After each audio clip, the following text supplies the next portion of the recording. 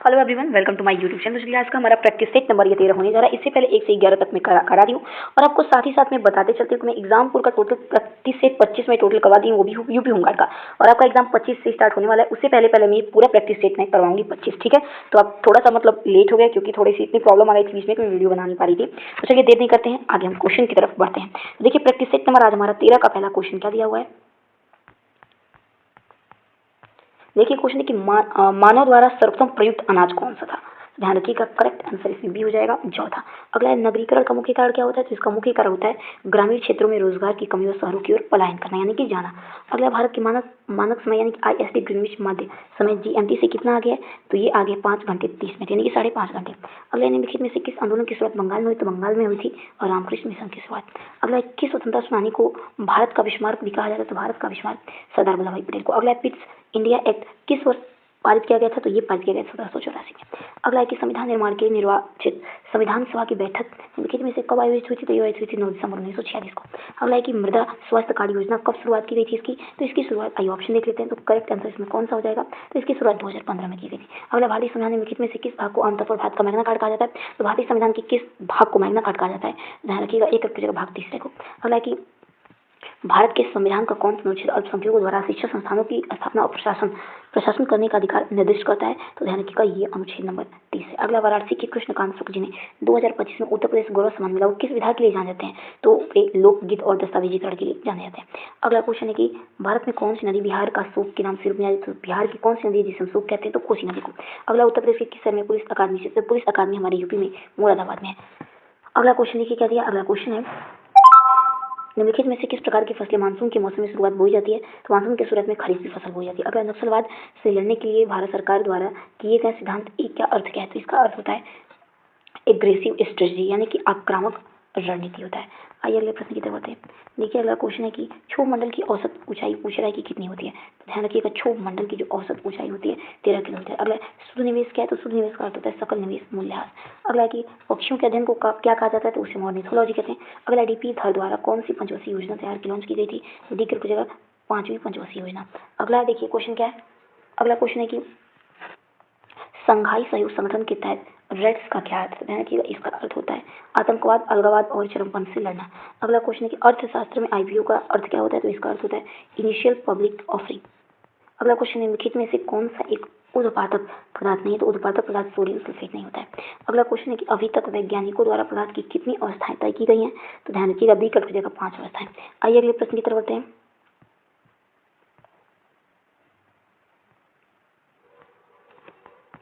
देखिए अगला क्वेश्चन दिया है हमारा कि हाइग्रोमीटर से क्या मापा जाता है। ध्यान रखिएगा, इसके द्वारा हम आर्द्रता को मापते हैं। अगला किस वर्ष सती प्रथा को निषेध किया गया। तो सती प्रथा को निषेध किया गया 1829 में। अगला क्वेश्चन है कि गोल किस प्रसिद्ध भारतीय खिलाड़ी की आत्मकथा है। तो गोल है मेजर ध्यानचंद की। अगला है रक्त ऊतक किस प्रकार का है। तो ये संयोजी होता है। अगला भारतीय कृषि अनुसंधान संस्थान कहाँ स्थित है। तो ये स्थित है नई दिल्ली में। अगला उत्तर प्रदेश में कला और संस्कृति को बढ़ावा देने के लिए किस परिषद का गठन हुआ है। तो संस्कृति और कला को बढ़ावा देने के लिए किस परिषद का पूछ रहा गठन हुआ है। तो संस्कृति शिक्षा परिषद का। अगला क्वेश्चन है कि वर्ष 1930 में पहली बार राष्ट्रमंडल खेलों की मेजबानी किस देश ने की थी। तो कनाडा ने। अगर टिक्का रोग किस फसल से होता है। तो ये होता है, ध्यान रखिएगा, मूंगफली से। ऑप्शन नंबर इसमें सी कट हो जाएगा। अगला क्वेश्चन देखिए क्या दिया। अगला क्वेश्चन है कि भारत में आधार कार्ड जारी करने वाली संस्था कौन सी है। तो आधार कार्ड जारी संस्था UIDAI है संस्था। ओके। अगला क्वेश्चन देखिए। अगला क्वेश्चन है कि परिस्थिति की तंत्र शब्द का स्वतः उपयोग किसने किया था। तो AG टांसले के द्वारा किया गया था। आइए अगला क्वेश्चन देखते हैं। अगला क्वेश्चन है कि ओजोन परत के संरक्षण के लिए कौन सा प्रोटोकॉल संबंधित है। ओजोन परत के लिए मॉन्ट्रियल प्रोटोकॉल है। अगला किस स्थान पर हड़प्पा कालीन रथ की एक प्रतिमा प्राप्त हुई थी। तो ये हुई थी दहमाबाद में प्राप्त। आइए अगले प्रश्न की तरफ बढ़ते हैं। अगला क्वेश्चन है कि वीरता के लिए दिया जाने वाला सर्वोच्च शांति। तो शांति काल के लिए ऑप्शन नंबर बी करेक्ट हो जाएगा, अशोक चक्र हो जाएगा। तो ऑप्शन नंबर बी को हम क्या कर देंगे, करेक्ट कर देंगे। अगला निम्नलिखित में से कौन सा उपन्यास विक्रम सेठ ने लिखा। विक्रम सेठ के द्वारा लिखी गई है ए सूटेबल बॉय लिखी गई है। अगला निम्नलिखित में से किसी the God of small things किसके द्वारा इसमें से लिखी गई पूछा जा रहा है। तो देखिए ऑप्शन नंबर इसमें हमारा कौन सा करेक्ट हो जाएगा, डी हो जाएगा, अरुंधति रॉय के द्वारा। अगला कि पादप कोशिकाओं में उपस्थित उस कोशिका की पहचान के जंतु कोशिका में नहीं होती है। तो ऑप्शन नंबर डी करेक्ट हो जाएगा, प्लास्टिस्ट। अगला भारत की पूर्व प्रधानमंत्री इंदिरा गांधी की निम्नलिखित में से कौन सी पुस्तक है। तो माई ट्रुथ है। अगला एक राज्य के पुरुष खिलाड़ियों के उनके उत्कृष्ट प्रदर्शन के लिए उत्तर प्रदेश सरकार द्वारा पुरस्कार सम्मान में क्या दिया जाता है। तो ध्यान रखिएगा, करेक्ट आंसर सी हो जाएगा, लक्ष्मण पुरस्कार। अगला भारत के कुल क्षेत्रफल का 40% भाग किस प्रकार की मिट्टी पाई जाती है। तो इस पर जलोढ़ मिट्टी पाई जाती है। अगला क्लाउड कंप्यूटिंग में IaaS का पूरी रूप क्या होता है। तो इसका पूरी रूप होता है इंफ्रास्ट्रक्चर एज ए सर्विस। अगला कि निपुण भारत मिशन के तहत उत्तर प्रदेश नहीं, किस वर्ष तक निपुण लक्ष्य प्राप्त करने के लिए समय निर्धारण किया है? तो 2026 से 27 तक। आइए अगले प्रश्न की तरफ बढ़ते हैं। अगला क्वेश्चन क्या है? देखिए अगला क्वेश्चन है कि भारत में मृत्यु दंड को क्षमा करने का अधिकारी कौन होता है? तो सिर्फ और सिर्फ राष्ट्रपति होता है। ओके। अगला है कि परख पोर्टल जिसे उत्तर प्रदेश के स्कूलों में लागू किया जा रही है मुख्य रूप से किस क्षेत्र से संबंधित है? तो परख ध्यान जगह संबंधित है छात्रों के सीखने के आकलन और मूल्यांकन से। अगला है कि निम्नलिखित में से किस दिन को विश्व जल दिवस के रूप में मनाते हैं? ध्यान दीजिए, विश्व जल दिवस के रूप में 22 मार्च को। अगला एंड टू एंड इंस्क्रिप्शन का मुख्य कार्य क्या है? तो इसका होता है केवल भेजने वाला और प्राप्त करता के बीच ही संदेश क्या रहेगा? सुरक्षित रहेगा। अगला भारत में राष्ट्रीय मतदान दिवस कब मनाते हैं? ध्यान रखिएगा, राष्ट्रीय मतदान दिवस मनाते हैं 25 जनवरी को। ध्यान रखिएगा 25 जनवरी को। अगला उत्तर प्रदेश में पुलिस का आदर्श वाक्य क्या होता है? तो सुरक्षा आपकी संकल्प हमारा होता है। अगला भारत में हवाई अड्डा परिवहन का राष्ट्रीयकरण कब किया गया था? तो 1953 में। अगला उत्तर प्रदेश में ई गवर्नेंस के माध्यम से शासन को पारदर्शी बनाने के लिए कौन सा पोर्टल कार्यरत है? तो इसके लिए डी करेगा। ऑप्शन नंबर ध्यान रखिएगा डी करेगा, यानी कि ई साथी, जनसुनवाई, उत्तर प्रदेश निवेश मित्र सभी हैं। अगला कि थवल चोंगवा भारत के किस राज्य का लोक नृत्य? थवल चोंगवा ध्यान रखिएगा हमारी भारत के मणिपुर का लोक नृत्य है। आइए अगले प्रश्न की तरफ बढ़ते हैं। अगला क्वेश्चन क्या दिया है?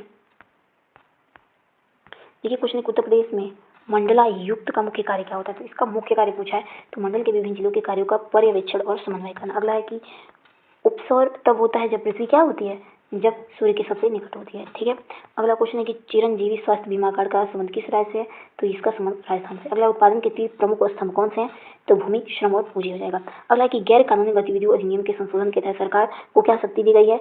तो किसी व्यक्ति के विशेष को आतंकवादी घोषित करना। ठीक है। ऑप्शन नंबर सी करेक्ट हो जाएगा। देखिए सभी इसमें आंसर की से मैच करके लिए गए। ठीक है। अगला क्वेश्चन जीएसटी बिल में कितने टैक्स स्लैब वर्गीकृत है? ध्यान रखिएगा डी की जगह। अगला संयुक्त राष्ट्र बाल कोष का मुख्यालय कहाँ स्थित है? तो न्यूयॉर्क में। अगला अंतर्राष्ट्रीय महिला दिवस किस तिथि को मनाते हैं? तो 8 मार्च को मनाते हैं। अगला पेंसिलिन की खोज किसने की थी और दुनिया की पहली एंटीबायोटिक मानी जाती है? तो इसकी खोज की गई थी ध्यान रखिएगा अलेक्जेंडर फ्लेमिंग के द्वारा। अगला क्वेश्चन है कि महिला और बाल विकास मंत्रालय राष्ट्रीय महिला कोष के तहत भारत सरकार द्वारा स्थापित किया गया मंच है। ध्यान रखिएगा इसमें राइट आंसर कौन सा हो जाएगा? देखिए ऑप्शन नंबर इसमें डी की जगह महिला ई मार्केट है। अगला क्वेश्चन है कि प्रतिवर्ष राष्ट्रीय एकता दिवस 31 अक्टूबर को किस महान व्यक्तित्व के समय मनाया जाता है? तो ये मनाया जाता है सरदार वल्लभ भाई पटेल की याद में। ठीक है। अगला है कि प्रसिद्ध पुस्तक गीतांजलि के लेखक कौन है?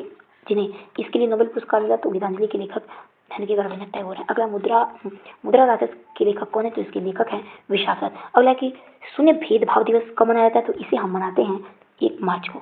आइए अगले प्रश्न की तरफ बढ़ते हैं। अगला क्वेश्चन क्या दिया? अगला है कि सोशल मीडिया पर किसी व्यक्ति के नाम, फोटो का विवरण का उपयोग कर बनाई गई नकली प्रोफाइल के माध्यम से होने वाली धोखाधड़ी को क्या कहते हैं? तो इसे कहते हैं कैटफिशिंग। ओके। अगला है कि विश्व हिंदी दिवस कब मनाया जाता है? तो इसे हम मनाते हैं 10 जनवरी को। ध्यान रखिएगा विश्व हिंदी दिवस बोला है, राष्ट्रीय हिंदी दिवस नहीं बोला। ठीक है। अगला क्वेश्चन है कि भारत सरकार द्वारा शुरू किया गया कौन सा स्वदेशी ट्विटर विकल्प के रूप में चर्चा में रहा? तो ये विकल्प हो जाएगा कौन? अगला है कि राष्ट्रीय खेल विश्वविद्यालय कहाँ स्थित है? तो ये स्थित है मणिपुर में। अगला बेटी बचाओ बेटी पढ़ाओ कार्यान्वयन की मंत्रालय के सहयोग से किया गया है इसका स्थापना। ध्यान रखिएगा डी इसमें राइट आंसर हो जाएगा। ये ऑप्शन देखते हैं तो ऑप्शन नंबर डी को करेक्ट करेंगे, यानी कि उपयुक्त सभी।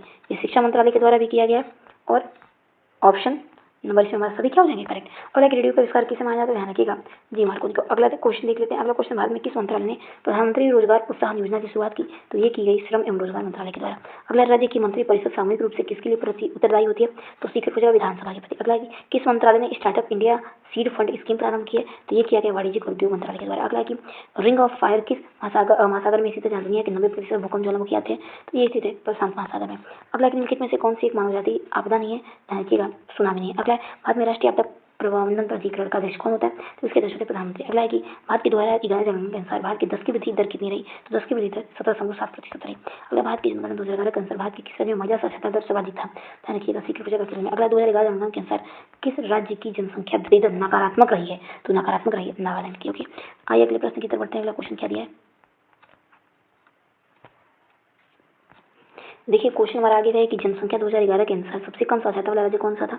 तो बी के जगह बिहार। अगला है चिल्लौन केन बाल किस देश की राष्ट्रीय खेल है? ध्यान रखिएगा ये डी के जगह म्यांमार। अगला है कि उत्तर प्रदेश के किस जिले में अफीम की फैक्ट्री स्थित है? ध्यान दीजिएगा बी गाजीपुर में। अगला में से कौन सा शब्द क्रिकेट से संबंधित नहीं है? तो डी की जगह ड्यूस नहीं है। अगला कि संयुक्त राष्ट्र की कौन सी संस्था विशेष रूप से लैंगिक समानता और महिला सशक्तिकरण के लिए कार्य करती है? तो सी हो जाएगा यूएन वुमेन। अगला निम्नलिखित में से किस देश ने पहली पुरुष एशियाई हॉकी चैंपियनशिप ट्रॉफी जीती है? तो ये जीता गया है ध्यान रखिएगा हमारे भारत के द्वारा। अगला निम्नलिखित में से कौन सा उत्तर प्रदेश में महिला पावर लाइन 1090 का प्रमुख है? ध्यान रखिएगा 1090 की प्रमुख महिला उत्तर प्रदेश महिला की प्रमुख कौन है? तो ऑप्शन नंबर इसमें ध्यान रखिएगा सी की जगह नीरा रावत है। आइए अगले प्रश्न की तरफ बढ़ते हैं। अगला, उत्तर प्रदेश आपदा प्रबंधन प्राधिकरण का अध्यक्ष कौन होता है? तो इसके अध्यक्ष होते हैं मुख्यमंत्री। अगला, निम्नलिखित में से कौन सी रैंक अधिकारी जिला पुलिस बल के प्रमुख होते हैं? तो डी के बजाय पुलिस अधीक्षक होते हैं। अगला, राष्ट्रीय पुलिस आयोग का गठन कब किया गया? तो इसका गठन ध्यान रखिएगा वर्ष 1977 में किया है। अगला, केंद्र शासित प्रदेश पुलिस केंद्र सरकार के सीधे नियंत्रण में है किसके? ध्यान रखिएगा केंद्र शासित राजधानी क्षेत्र के। अगला, भारत की पहली जेल प्रशिक्षण स्कूल कहाँ स्थापित की गई? तो ये स्थापित की गई उत्तर प्रदेश में। अगला, अल्पसंख्यक महिलाओं के नेतृत्व विकास की योजना क्या है? तो ध्यान रखिएगा इसमें राइट आंसर हमारा ए हो जाएगा, नई रोशनी है। अगला क्वेश्चन है कि चांग नृत्य किस राज्य में लोकप्रिय है? ध्यान दीजिएगा, चांग नृत्य पूछ रहा है कि कहाँ पर ये लोकप्रिय है? तो ऑप्शन नंबर इसमें कौन सा करेक्ट हो जाएगा? तो हम विकल्प का देंगे राजस्थान में। अगला, निम्नलिखित में से किस राज्य में न्योरा वैली नेशनल पार्क है? तो न्योरा वैली है पश्चिम बंगाल में। अगला, कि भारतीय राष्ट्रीय कांग्रेस के बारे में किसने कहा कि भारत ने अपनी आवाज इस महान संस्था में पाई? ध्यान रखिएगा मदन मोहन मालवीय ने कहा। अगला, कि diesel locomotive works Uttar Pradesh में कहाँ है? तो ध्यान रखिएगा option number correct answer A हो जाएगा, बनारस में, यानी कि DLW पूछ रहा है। ओके। अगला है कि चंदावर का युद्ध निम्नलिखित में से किसके मध्य हुआ? तो ये हुआ था जयचंद और मोहम्मद गौरी के बीच। तो चलिए दोस्तों, मिलते हैं अपने अगले वीडियो में, तब तक के लिए जय हिंद, जय भारत।